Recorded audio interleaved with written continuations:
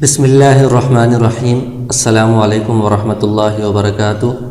یہ مختصر القدوری کا 44واں سبق ہے۔ اس سبق میں آپ کتاب المضاربہ پڑھیں گے۔ یہ بھی بیوع اور معاملات، خرید و فروخت وغیرہ سے متعلق ایک بحث ہے، اس لیے اس کو کتاب البیوع کی بحث میں بیان کیا ہے۔ تو سب سے پہلے مضاربہ کہتے کیسے ہیں اور اس کے اندر جو اہم اصطلاحات استعمال ہوتی ہیں ان کو ہم سمجھیں گے، پھر اس سبق کو شروع کریں گے۔ تو اس کا کتاب المضاربہ میں جو مضاربہ کا لفظ ہے، اس کا لغوی معنی کیا ہے؟ تو یہ نکلا ہے ضرب فی الارض سے۔ عربی زبان میں ضرب کا مطلب جس طرح مارنا ہوتا ہے جو کہ مشہور ہے، اسی طرح ضرب کا مطلب ضرب فی الارض، زمین میں چلنا بھی ہوتا ہے۔ تو یہ اسی سے نکلا ہے۔ اس کا مطلب یہ ہے کہ زمین میں چل پھر کر کام کرنا۔ تو مضاربت میں جو تجارت کرنے والا ہوتا ہے وہ زمین میں چل پھر کر مختلف جگہوں پر جا کر تجارت کرتا ہے، کام کرتا ہے، تو اس لیے اس کو مضاربہ کا نام دیا گیا ہے۔ اور اس کی اصطلاحی تعریف کیا ہے؟ تو یہ مضاربہ ایک ایسا عقد ہے جس میں ایک شخص کی طرف سے مال ہوتا ہے اور دوسرے شخص کی طرف سے عمل یعنی کام ہوتا ہے، اور نفع میں دونوں شریک ہوتے ہیں۔ یعنی ایک شخص سرمایہ دیتا ہے، مال دیتا ہے، اور دوسرا شخص اس مال کے ذریعے سے تجارت کرتا ہے، کام کرتا ہے، اور جو نفع ہوتا ہے اس میں وہ دونوں شریک ہوتے ہیں، جو بھی طے شدہ مقدار ہو۔ یعنی نفع جو ہوگا وہ آپس میں فیصد کے حساب سے، تناسب کے حساب سے طے ہوگا۔ آدھا آدھا بھی ہو سکتا ہے، اور 2/3 ایک کا ہو، 1/3 دوسرے کا ہو، اس طرح بھی ہو سکتا ہے۔ یا مثلا 60% ایک کا ہے، 40% دوسرے کا ہے، یا 70% ایک کا ہے، 30% دوسرے کا ہے۔ اس طرح وہ کوئی بھی تناسب فیصد کے لحاظ سے آپس میں نفع کا طے کر سکتے ہیں۔ اس میں 3 الفاظ استعمال ہوتے ہیں۔ ایک مضارب، تو یہ کام کرنے والے کو کہتے ہیں، جو بندہ چل پھر کر تجارت کر رہا ہوتا ہے، کام کر رہا ہوتا ہے، اس کو مضارب کہا جاتا ہے۔ اور ایک رب المال ہوتا ہے، جو سرمایہ دینے والا ہے، مال دینے والا ہے، اس کو رب المال کہا جاتا ہے۔ اور جو رب المال نے اصل سرمایہ دیا ہے شروع میں، اس اصل سرمایہ کو رأس المال کہا جاتا ہے۔ اب ہم یہ سبق شروع کرتے ہیں۔ کتاب المضاربۃ۔ المضاربۃ عقد علی الشرکۃ فی الربح۔ تو یہ تعریف کر رہی ہیں کہ مضاربہ ایک ایسا عقد ہے کہ جو نفع میں شرکت کی بنیاد پر منعقد ہوتا ہے۔ نفع کے اندر دونوں شریک ہوں گے، اس پر یہ عقد ہوتا ہے۔ بمال من احد الشریکین، اور 2 شریکوں میں سے ایک کی طرف سے مال ہوتا ہے، وعمل من الآخر، اور دوسرے کی طرف سے عمل ہوتا ہے۔ تو یہ ایسا عقد ہے کہ 2 شرکاء میں سے ایک کی طرف سے مال اور دوسرے کی طرف سے عمل پر ہوتا ہے، اور نفع کے اندر دونوں شریک ہوں گے، اس بنیاد پر یہ عقد ہوتا ہے۔ ولا تصح المضاربۃ الا بالمال الذي بينا۔ تو کہتے ہیں کہ مضاربت صحیح نہیں ہے مگر صرف اسی مال کے ذریعے سے، بینا جس کے بارے میں ہم نے بیان کر دیا تھا کتاب الشرکہ میں، ان الشرکۃ تصح به، کہ شرکت جس مال کے ذریعے سے صحیح ہے، یعنی درہم اور دینار اور جو سکے وغیرہ نقدی ہے، تو اس کے اندر چونکہ حساب کتاب کرنا آسان ہوتا ہے، تو اس لیے اسی مال کے اندر شرکت صحیح ہے۔ تو جس مال کے اندر شرکت صحیح ہے اسی مال کے اندر مضاربت بھی صحیح ہے، یعنی اس طرح کا مال جو رب المال ہے وہ مضارب کو دے گا، آگے وہ اس کے ذریعے سے کام کرے گا، یعنی پیسے یا نقدی اس طرح کی کوئی چیز ہونی چاہیے۔ ومن شرطها، آگے اس کی شرائط بیان کرنا شروع کر رہے ہیں کہ مضاربت کی شرائط میں سے ہے ان یکون الربح بینہما مشاعا، کہ جو نفع ہے وہ دونوں کے درمیان مشترک ہو۔ لا یستحق احدہما منہ دراہم مسماۃ، ان میں سے کوئی بھی متعین دراہم کا مستحق نہ ہو۔ یعنی اس طرح نہ کہا جائے کہ ان میں سے جو رب المال ہے اس میں سے مثلا 1000 روپیہ الگ پہلے مل جائے گا، پھر اس کے بعد جو باقی ہوگا اس کو آپس میں تقسیم کریں گے۔ اس طرح متعین دراہم یا متعین پیسے کسی ایک کے لیے مقرر کرنا یہ درست نہیں ہے۔ پورا کا پورا جو نفع ہے وہ دونوں کے درمیان مشترک ہونا چاہیے۔ مشترک میں پھر وہ کمی زیادتی کر سکتے ہیں طے کرنے میں، کہ ایک کے لیے 40% ہے، دوسرے کے لیے 60% ہے، جس طرح بھی ہے، لیکن پورے نفع کے اندر اشتراک ہونا چاہیے، اس نفع کی کوئی خاص مقدار ایک کے لیے متعین نہیں ہونی چاہیے۔ ولا بد ان يكون المال مسلما الى المضارب ولا ید لرب المال فیہ۔ آگے کہتے ہیں کہ ضروری ہے کہ مال سپرد کر دیا جائے مضارب کے، ولا ید، اور اس میں قبضہ نہیں ہونا چاہیے رب المال کا اس مال میں۔ تو مال سارا کا سارا مضارب کو سپرد کر دیں گے تو وہ آگے اس سے صحیح طریقے سے کھل کر تجارت کر سکے گا، کام کر سکے گا، تو اس لیے یہ مال اس کے حوالے ہونا چاہیے۔ فَإِذَا صَحَّتِ الْمُضَارَبَةُ مُطْلَقَةً، جب مضاربت درست ہو جائے، مطلب سارے معاملات طے ہو جائیں اور وہ مطلق ہو۔ مطلق کا مطلب یہ ہے کہ اس نے مال والے نے کوئی قید نہیں لگائی کہ تم نے اس سے کس طرح کا کام کرنا ہے یا کون سے علاقے میں کام کرنا ہے، مطلقاً اس کو تجارت کرنے کی اجازت دی ہے۔ تو جاز، تو اس میں مضارب کے لیے کون کون سے کام جائز ہیں؟ جاز للمضارب ان یشتری و یبیع، کہ وہ کوئی بھی چیز خریدے اور کوئی بھی چیز بیچے، و یسافر، سفر کرے، و یبذع، اور مال کو بضاعت پر دے۔ بضاعت پر دینے کا مطلب یہ ہے کہ کسی اور کو یہ مال دے کہ تم اس سے کام کرو اور نفع جو ہے وہ سارا کا سارا مجھے دو، اس کو بضاعت کہا جاتا ہے۔ وہ یوکل، اور کسی دوسرے کو کسی کام کا وکیل بنانا پڑے تو وکیل بھی بنا سکتا ہے۔ ولیس لہ ان یدفع المال مضاربۃ، لیکن یہ جو مضارب ہے یہ اس کے لیے یہ جائز نہیں ہے کہ یہ مال کو آگے مضاربت کے طور پر دے۔ الا ان یأذن لہ رب المال فی ذلک، البتہ جو مال والا ہے رب المال وہ اس کو اجازت دے کہ تم آگے کسی اور کو بھی مضاربت پر دے سکتے ہو، پھر یہ دے سکتا ہے۔ او یقول لہ، یا پھر رب المال اس مضارب سے کہے اعمل برائیک، تم اپنی رائے پر عمل کرو، جس طرح تمہیں اچھا لگتا ہے، بہتر لگتا ہے، اس طرح کرو، پھر بھی یہ آگے کسی کو مضاربت پر دے سکتا ہے۔ وگرنہ عام حالت میں یہ جو مضارب ہے یہ آگے کسی اور کو یہ مال مضاربت پر نہیں دے سکتا۔ وَإِنْ خَصَّ لَهُ رَبُّ الْمَالِ التَّصَرُّفَ فِي بَلَدٍ بِعَيْنِهِ، پہلے تو کہا تھا کہ مطلق مضاربت ہوئی تھی تو اس میں وہ سفر بھی کر سکتے ہیں، کچھ بھی کر سکتے ہیں، لیکن اگر رب المال نے، مال والے نے اس کے لیے خاص کر دیا ہے تصرف کہ تم نے کام کاج کرنا ہے کسی متعین شہر میں، او فی صلعۃ بعینہا، یا متعین سامان کا تم نے کاروبار کرنا ہے، اس کے علاوہ دوسرے سامان کا نہیں کرنا، لم یجوز لہ ان یتجاوز عن ذالک، اب مضارب کے لیے جائز نہیں ہے کہ وہ اس کی جو تعیین ہے اس سے تجاوز کرے، یعنی جس شہر کا کہا ہے اس شہر سے دوسرے شہر میں نہیں جا سکتا، جس سامان کی تجارت کا کہا ہے اس سامان کے علاوہ دوسرے سامان کی تجارت نہیں کر سکتا۔ وَكَذَلِكَ إِنْ وَقَّتَ الْمُضَارَبَةَ مُدَّةً بِعَيْنِهَا جَازَ، اسی طرح اگر رب المال نے مضاربت کے لیے کوئی متعین مدت مقرر کر دی ہے کہ تم نے 6 مہینے تک کام کرنا ہے، اس کے بعد یہ ہمارا عقد ختم ہے، تو یہ بھی متعین کرنا جائز ہے۔ وَبَطَلَ الْعَقْدُ بِمُضِيِّهَا، اور وہ جو مدت ہے اس کے گزرنے کے ساتھ ہی عقد باطل ہو جائے گا۔ 6 مہینے اس نے ٹائم مقرر کیا تھا تو 6 مہینے پورے ہونے کے ساتھ ہی مضاربت کا جو عقد ہے وہ ختم ہو جائے گا۔ وَلَيْسَ لِلْمُضَارِبِ أَن يَشْتَرِيَ أَبَا رَبِّ الْمَالِ وَلَا ابْنَهُ، کہتے ہیں کہ مضارب خرید و فروخت کر رہا ہے، تجارت کر رہا ہے، تو اس میں بعض اوقات غلاموں کا جس زمانے میں سلسلہ تھا تو غلاموں کو بھی خریدنے کی ضرورت پڑتی تھی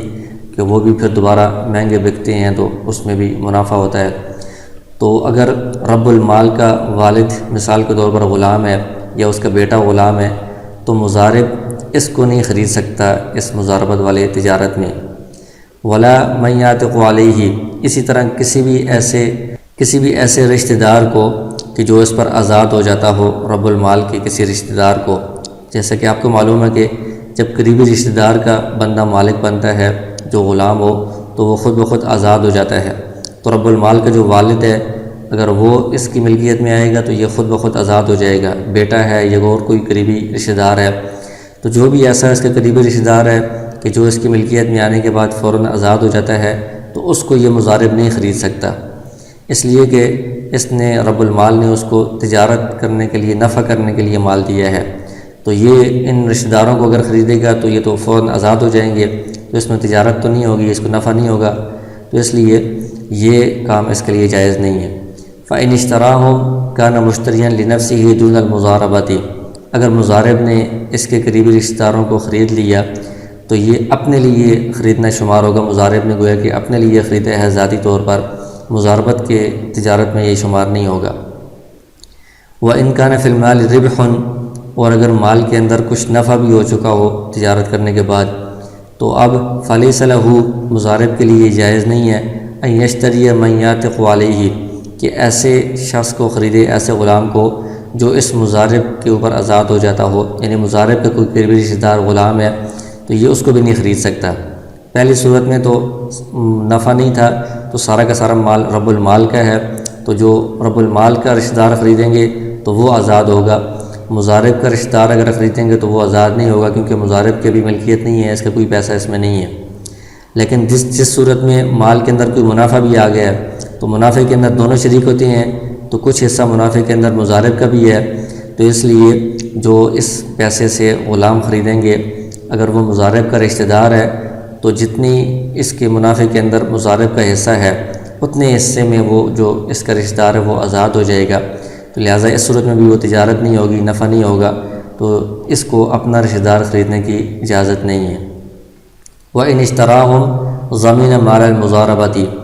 اگر اس نے اس صورت میں مضارب نے اپنے رشتہ دار کو خریدا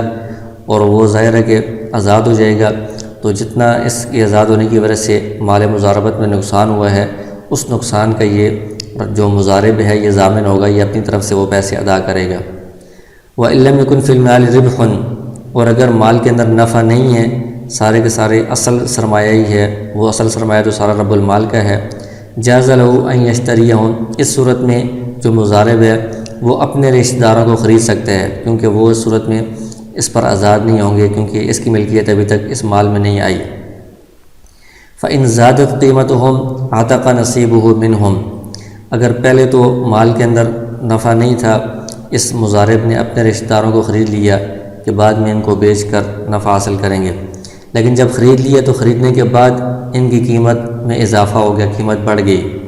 ظاہر ہے کہ جب قیمت بڑھے گی تو اس میں جو اضافہ ہوا ہے وہ نفع ہے، اور نفع کے اندر دونوں شریک ہیں، مضارب کا بھی اس میں حصہ ہے، تو جتنا مضارب کا اس میں حصہ بنتا ہے نفع میں،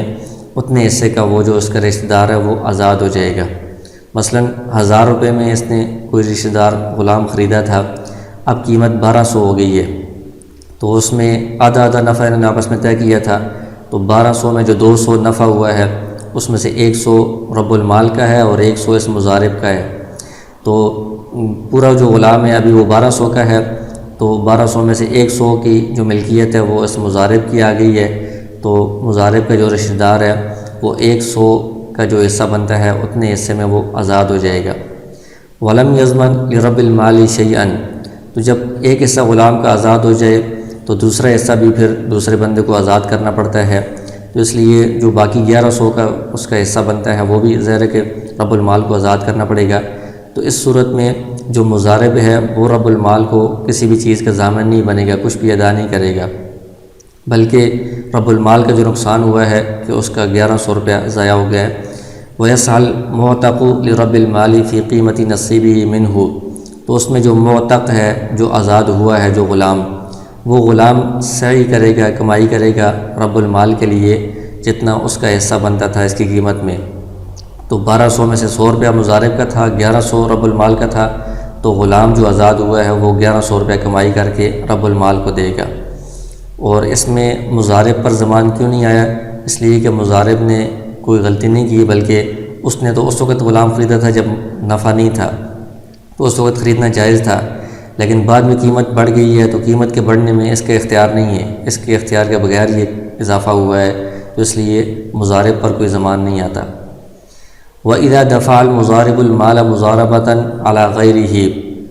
وَلَمْ يَأْذَنْ لَهُ رَبُّ الْمَالِ فِي ذَلِكَ، تو کہتے ہیں کہ مضارب نے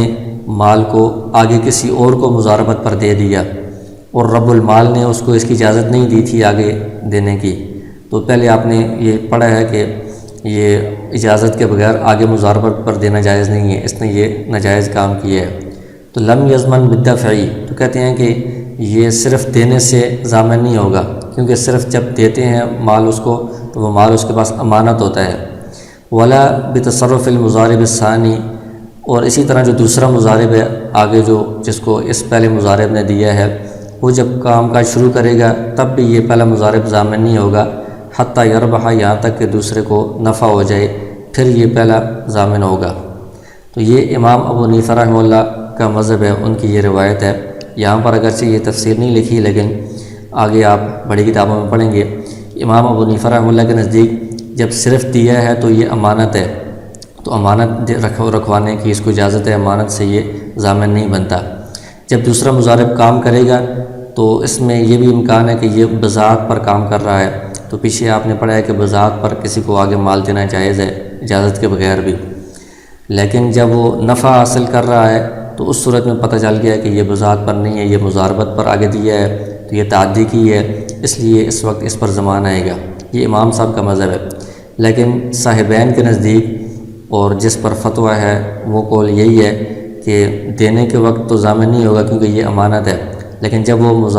دوسرا مضارب ہے، وہ تصرف کر رہا ہے، کام کر رہا ہے، تو بس اب یہ تعدی شروع ہو گئی ہے، یہ مضاربت والا معاملہ شروع ہو گیا ہے، اب یہ اس پر ضمان آنا شروع ہو جائے گا، یہ ضامن بنے گا پہلا مضارب۔ فَإِذَا رَبِحَ ضَمِنَ الْمُضَارِبُ الْأَوَّلُ الْمَالِ رَبِّ الْمَالِ، تو یہ اسی امام ابو حنیفہ رحمہ اللہ کی روایت کے مطابق کہہ رہے ہیں کہ جب دوسرے مضارب کو نفع ہوگا تو پہلا مضارب وہ رب المال کے لیے مال کا ضامن ہوگا، اس نے اجازت کے بغیر یہ تعدی کی ہے، غلط کام کیا ہے۔ وَإِذَا دَفَعَ إِلَيْهِ مُضَارَبَةً بِالنِّصْفِ، آگے کچھ صورتیں بیان کر رہے ہیں کہ ایک مضاربت کے بعد آگے دوسرے کو مضاربت پر دینا ہے اجازت کے ساتھ، تو اس میں پھر نفع کی تقسیم ان سب میں کس طرح ہوگی، تو اس کی مختلف صورتیں بنتی ہیں۔ تو کہتے ہیں کہ جو رب المال تھا اس نے پہلے جو مضارب ہے اس کو مضاربت پر دیا مال بالنصفی، آدھے آدھے نفع کی بنیاد پر کہ آدھا میرا ہوگا اور آدھا تمہارا ہوگا۔ فَأَذِنَ لَهُ أَن يَدْفَعَهَا مُضَارَبَةً، اور ساتھ رب المال نے اس کو اجازت دی ہے کہ تم آگے اس کو مضاربت پر دے سکتے ہو۔ فَدَفَعَهَا، تو پہلے مضارب نے آگے اس کو دے دیا بالثلث، 1/3 پر، کہ یعنی دوسرے مضارب کو کہا کہ پورے نفع کا 1/3 حصہ یعنی 1/3 تمہیں ملے گا،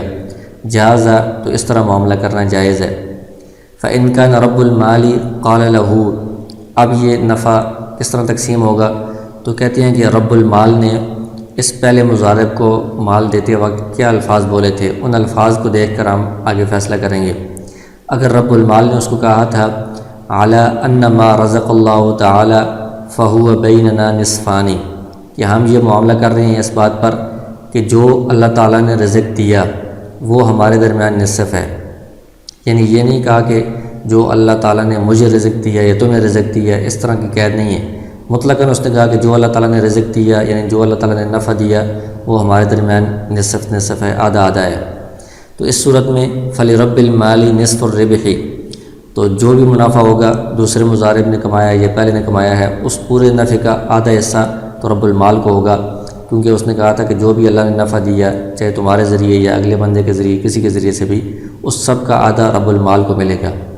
وَلِلْمُضَارِبِ الثَّانِي ثُلُثُ الرِّبْحِ، اور جو مضارب ثانی ہے یعنی دوسرا بندہ ہے جس کو پہلے نے کہا تھا کہ تمہیں 1/3 دیں گے، 1/3 دیں گے، تو اس کو بھی 1/3 مل جائے گا، 1/3 اس کو مل جائے گا۔ وَلِلْأَوَّلِ السُّدُسُ، اب جو پہلا مضارب رہ گیا ہے تو اس کے لیے چھٹا حصہ بچتا ہے، یعنی 1/6 اس کے لیے بچتا ہے، تو یہ اس کو ملے گا۔ مثال کے طور پر جو ٹوٹل نفع ہوا ہے وہ 600 روپے ہوا ہے، تو اس میں سے یعنی جو اللہ تعالیٰ نے رزق دیا ہے یا نفع دیا ہے وہ ٹوٹل 600 ہے، اس میں سے رب المال نے کہا تھا کہ آدھا میرا ہے، تو 600 میں سے آدھا 300 تو رب المال کو مل جائے گا، باقی 300 بچے گا۔ تو اب جو پہلا مضارب تھا اس نے دوسرے مضارب کو کہا تھا کہ آپ کو کل نفع کا 1/3 دیں گے، 1/3 دیں گے، یعنی 3 حصے کر کے ان میں سے 1 حصہ دیں گے، تو 600 کے 3 حصے کریں تو ان میں سے 1 حصہ 200 بنتا ہے، تو دوسرے مضارب کو 200 مل جائیں گے۔ اب جو 300 رب المال کو مل گئے ہیں، 200 مضارب ثانی کو مل گئے ہیں، 500 یہ ہو گیا ہے، تو باقی 100 بچتا ہے جو کہ کل نفع کا سدس ہے، چھٹا حصہ ہے، تو یہ مضارب اول کو ملے گا، پہلے مضارب کو ملے گا۔ آگے کہتے ہیں وَإِنْ كَانَ قَالَ، اسی صورت میں اگر رب المال نے مضارب کو مال دیتے ہوئے کہا عَلَىٰ أَنَّ مَا رَزَقَكَ اللَّهُ فَهُوَ بَيْنَنَا نِصْفَانِ، اس میں کاف ضمیر کا اضافہ ہے، کہ جو اللہ تعالیٰ نے تجھے رزق دیا وہ ہمارے درمیان آدھا آدھا ہوگا۔ تو اس میں قید لگائی ہے مضارب کے لیے رب المال نے کہ تجھے، یعنی پہلے مضارب کو جو اللہ تعالیٰ نے نفع دیا وہ ہمارے درمیان آدھا آدھا ہوگا۔ تو اس صورت میں حکم بدل جائے گا، فللمضارب الثانی الثلث، دوسرے مضارب کو تو 1/3 مل جائے گا جس طرح طے ہوا ہے، وما بقیہ، اس کو 1/3 دینے کے بعد جو باقی بچے گا وہ پہلے مضارب کو نفع حاصل ہوا ہے،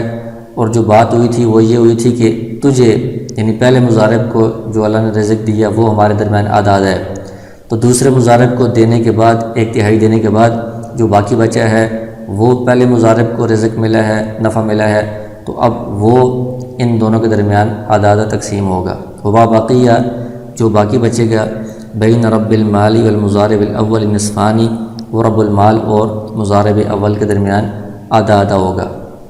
مثال کے طور پر کل نفع 600 روپے ہوا ہے، تو اس میں سے سب سے پہلے جو مضارب ثانی ہے اس کو مضارب اول نے کہا تھا کہ تمہیں 1 ثلث دیں گے، تو اس کو 1 ثلث یعنی 1/3 دے دیا، تو 600 کا 1/3 200 بنتا ہے، تو اس کو 1/3 دینے کے بعد مضارب اول کے پاس 400 روپے بچے ہیں، تو اب رب المال نے کہا تھا کہ جو تمہیں نفع ملے، تو اس کو نفع 400 ملا ہے، تو اس 400 کا آدھا آدھا ان کے درمیان تقسیم کریں گے تو وہ 200 ہوگا، 200 رب المال کو ملے گا اور 200 مضارب اول کو ملے گا۔ فَإِنْ قَالَ عَلَىٰ أَنَّ مَا رَزَقَ اللَّهُ فَلِيَ نِصْفُهُ، اگر جو رب المال ہے اس نے یہ کہا کہ جو اللہ تعالیٰ نے رزق دیا، یہ نہیں کہا کہ تجھے رزق دیا، مطلقاً کہا کہ جو اللہ تعالیٰ نے رزق دیا، نفع دیا، تو میرے لیے اس کا آدھا حصہ ہے۔ فَدَفَعَ الْمَالَ إِلَىٰ آخَرَ مُضَارَبَةً بِالنِّصْفِ، تو پہلے مضارب نے یہ مال آگے دوسرے بندے کو مضاربت پر دے دیا آدھے کے بدلے میں، دوسرے مضارب کو کہا کہ تمہیں آدھا نفع دیں گے، تو اس صورت میں فَلِلثَّانِي نِصْفُ الرِّبْحِ، دوسرے مضارب کو جس طرح اس نے آدھے کی شرط لگائی ہے تو آدھا اس کو مل جائے گا۔ وَلِرَبِّ الْمَالِ النِّصْفُ، اور رب المال نے بھی کہا تھا کہ مطلقاً جتنا بھی نفع ہوگا، چاہے تجھے ہو یا دوسرے مضارب کو، جس کو بھی ہو، اس پورے کا آدھا میرا ہے، تو وہ پورے کا آدھا رب المال کو مل جائے گا اور دوسرا آدھا اس مضارب ثانی کو مل جائے گا۔ ولا شیء علی المضارب الاولی، تو اس صورت میں پہلے مضارب کے لیے کچھ بھی نہیں بچے گا، اس کو کچھ بھی نفع نہیں ملے گا۔ اس کی وجہ یہ ہے کہ اس نے دوسرے کو خود غلطی کی ہے کہ اس کو دوسرے کو نصف پر دے دی ہے، اس کو پتہ ہے کہ آدھا تو پہلے ہی رب المال نے اپنے لیے طے کیا ہوا ہے، تو دوسرا آدھا ہے وہ سارا کا سارا اس نے مضارب ثانی کے لیے مقرر کر دی ہے، تو یہ اس نے غلطی کی ہے، اس کے لیے کچھ بھی نہیں بچا، تو اس لیے اس صورت میں مضارب اول کو کچھ بھی نہیں ملے گا۔ فَإِن شَرَطَ لِلْمُضَارِبِ الثَّانِي ثُلُثَيِ الرِّبْحِ، اور اسی صورت میں کہ رب المال نے کہا تھا کہ جو بھی نفع ہوگا اس پورے نفع کا آدھا میرا ہے، تو اب مضارب اول نے مضارب ثانی کو یہ مال مضاربت پر دیا اور شرط لگائی 2 ثلث کی، ثلثینی تھا، نون اضافت کی وجہ سے گر گیا ہے، نفع کا 2 ثلث یعنی 2/3 تمہیں دیں گے، دوسرے مضارب کو اس نے کہا، تو اس صورت میں فَلِرَبِّ الْمَالِ نِصْفُ الرِّبْحِ، جو رب المال ہے اس کو آدھا نفع مل جائے گا پورے نفع میں سے۔ وَلِلْمُضَارِبِ الثَّانِي نِصْفُ الرِّبْحِ، اور مضارب ثانی کو جو باقی آدھا نفع بچا ہے وہ اس کو دے دیں گے، اور چونکہ مضارب ثانی کو اس نے کہا تھا کہ نفع کا 2/3 حصہ، تو نفع کا آدھا حصہ تو نفع میں سے اس کو مل جائے گا، باقی جو ایک حصہ بچتا ہے چھٹا حصہ، وَيَضْمُنُ الْمُضَارِبُ الْأَوَّلُ لِلْمُضَارِبِ الثَّانِي مِقْدَارَ سُدُسِ الرِّبْحِ مِن مَالِهِ، تو مضارب اول مضارب ثانی کے لیے ضامن ہوگا نفع کا ایک چھٹا حصہ کی جو مقدار ہے اپنی طرف سے، اپنے مال میں سے یہ اس کو ادا کرے گا۔ اس کی مثال یہ دیکھیں کہ کل نفع 600 ہوا ہے، رب المال نے کہا تھا کہ جو بھی اللہ تعالیٰ رزق دے گا، نفع دے گا، اس میں سے آدھا میرا ہے، تو 600 میں سے 300 تو رب المال کا ہو گیا، اور مضارب اول نے مضارب ثانی کو یہ کہا تھا کہ کل نفع کا 2/3 حصہ تمہیں دیں گے، یعنی 3 حصے کر کے اس میں سے 2 حصے تمہیں دیں گے، تو 600 کے 3 حصے کریں تو اس میں سے 2 حصے 400 بنتا ہے، تو گویا کہ مضارب اول نے مضارب ثانی کو 400 روپے نفع دینا ہے، تو اب 300 آدھا نفع تو رب المال نے لے لیا ہے، باقی 600 میں سے 300 بچا ہے، وہ 300 بھی مضارب ثانی لے جائے گا، اور مضارب ثانی کو چونکہ 400 روپے دینے ہیں تو 100 روپیہ اضافی مضارب اول اپنی طرف سے ضمان ادا کرے گا یا اپنی طرف سے 100 روپیہ اس مضارب ثانی کو دے گا، کیونکہ اس نے خود اس کے ساتھ طے کرنے میں غلطی کی ہے۔ اس کو پتہ ہے کہ 300 تو پہلے ہی یعنی آدھا نفع تو پہلے ہی رب المال لے گا،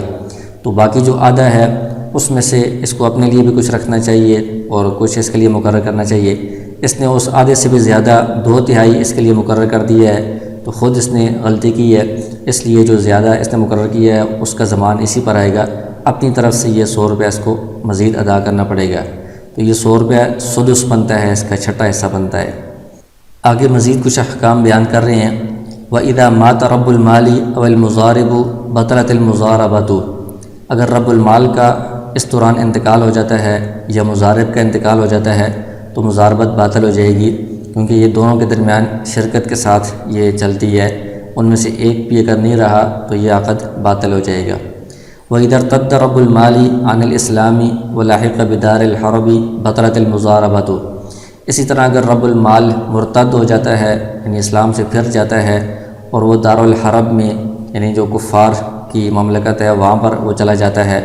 تو یہ کسی کا مرتد ہو کر دار الحرب میں جانا کہ جس میں واپسی کے زیادہ امکانات نہ ہوں، اس کو بھی موت کی طرح شمار کیا جاتا ہے احکام میں، تو اس لیے یہ بھی موت کے حکم میں ہوگا، تو اس صورت میں بھی مضاربت باطل ہو جائے گی۔ وَإِنْ عَزَلَ رَبُّ الْمَالِ الْمُضَارِبَ، اگر رب المال نے مضارب کو معزول کر لیا کہ آئندہ سے تم میری طرف سے کام نہیں کرو گے، تجارت نہیں کرو گے،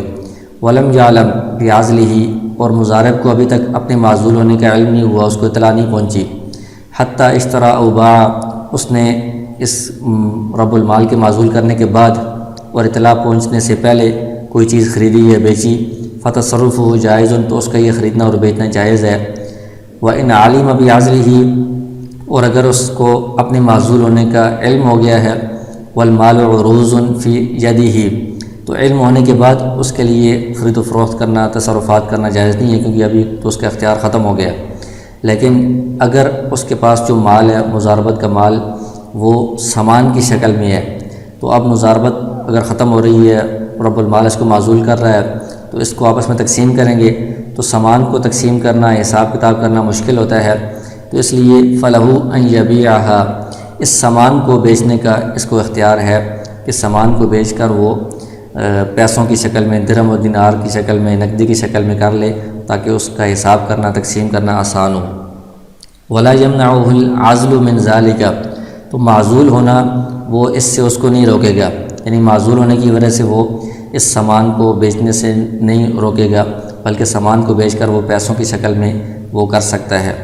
ثم لا يجوز ان يشتري بثمنها شيئا آخر، جب اس نے سامان کو بیچ دیا تو سامان کی جو قیمت ہے اس کے پاس پیسے ہیں، پھر ان پیسوں سے مزید کوئی چیز خریدنے اس کے لیے جائز نہیں ہے، ابھی چونکہ پیسوں سے وہ تقسیم کر سکتے ہیں آپس میں معاملات، اس لیے ابھی معاملہ ختم ہو گیا ہے۔ وَإِنْ عَزَلَهُ وَرَأْسُ الْمَالِ دَرَاهِمُ أَوْ دَنَانِيرُ قَدْ نَضَّتْ فَلَيْسَ لَهُ أَنْ يَتَصَرَّفَ فِيهَا، اور اگر رب المال نے مضارب کو معزول کیا اس حال میں کہ رأس المال دراہم کی شکل میں ہے، دینار کی شکل میں ہے، یعنی نقدی کی شکل میں ہے پہلے سے ہی، اور وہ نضت کا مطلب یہ کہ وہ نقدی کی شکل میں ہے، سامان نہیں ہے، تو اب اس کو اس میں تصرف کرنے کی اجازت نہیں ہے، کیونکہ ان دراہم اور دنانیر کو یہ وہ آپس میں حساب کتاب کر کے تقسیم کریں گے، اس میں ضرورت نہیں ہے کچھ اور تصرف کرنے کی۔ وَإِذَا افْتَرَقَا وَفِي الْمَالِ دُيُونٌ، جب مضارب اور رب المال کی آپس میں جدائی ہو رہی ہو، یعنی وہ عقد مضاربت ختم کریں، اگر مال کے اندر کچھ قرضے وغیرہ بھی ہوں، یعنی جو مضارب نے خرید و فروخت کی ہے اس میں کچھ چیزیں ادھار لی ہیں، ان کو قرضہ دینا ہے، وَقَدْ رَبِحَ الْمُضَارِبُ فِيهِ، اور مضارب نے اس میں نفع بھی کمایا ہے، أَجْبَرَهُ الْحَاكِمُ عَلَى اقْتِضَاءِ الدُّيُونِ، اس صورت میں چونکہ مضارب کا بھی اس میں حصہ ہے نفع کے اندر، ان معاملات کے اندر، اس لیے حاکم مضارب کو مجبور کرے گا دیون کی ادائیگی کی طرف، کہ یہ سارے کام مکمل کرنا اس کی ذمہ داری ہے۔ وَإِن لَّمْ يَكُن فِي الْمَالِ رِبْحٌ، اگر کوئی مال کے اندر نفع نہیں ہوا تو ظاہر ہے کہ جب نفع نہیں ہوا تو مضارب کو کچھ نہیں ملا، تو اس نے جتنے بھی کام کیے ہیں وہ سارے تبرع کے طور پر، احسان کے طور پر کیے ہیں، تو اب اس کو ہم مزید کام کرنے پر مجبور نہیں کر سکتے۔ لم یلزم الاقتضاء، تو یہ قرضوں کا تقاضا کرنا یا ادائیگی وغیرہ یہ ساری چیزیں اس پر لازم نہیں ہیں۔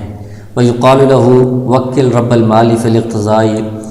اور اس کو کہا جائے گا کہ تم رب المال کو وکیل بنا دو قرضوں کا تقاضا کرنے میں، کیونکہ معاملات سارے مضارب نے کیے ہیں عقد،